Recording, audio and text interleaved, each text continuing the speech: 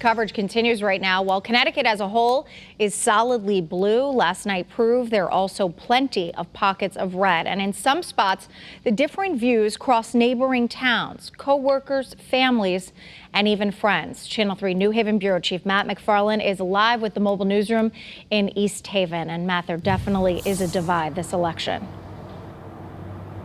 Absolutely, Aaron. You know, here in East Haven, they went for President Trump. Just up the road in neighboring Branford, they backed Vice President Joe Biden.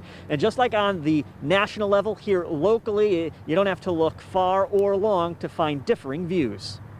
While presidential politics can leave a bad taste in anyone's mouth, these ladies on the Branford Green say it can't ruin their lunch or their friendship. That doesn't stop you from being friends. Right. You should not let that do anything to your friendship. And for this group that's been friends for decades, that even goes for whom they voted for. I'd like to see the United States go in a very different direction.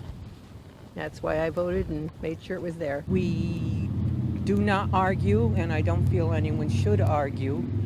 How you choose to vote is your opinion, and you can keep it to yourself or you can share it. While Connecticut voted overwhelmingly for Vice President Joe Biden, including Branford, just down the road in neighboring East Haven, 53% of the voters there threw their support behind President Trump, one of more than 40 cities and towns to do so. I like our stability now, and I don't know if that's going to happen in January if I voted for Biden. Allie, who tells us she voted for Hillary Clinton in 2016 before switching to Trump, says for her, the divide runs deep. I live in a split household. You know, my brother is a New York City resident, went Democratic, and, we live together now. We're all home because of Corona. Voters we spoke with brought up the economy and the pandemic as two of their biggest issues. And while views differ, in order to move forward, they say a country can't be so divisive. Everyone has their own opinion.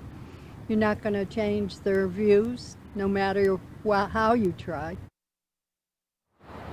Now, a diner is a great place to sort of get the pulse of the community, a cross-section of how folks are feeling. And coming up tonight at 6, you're going to hear from one Democrat, one Republican. They were actually here today having breakfast the day after the election.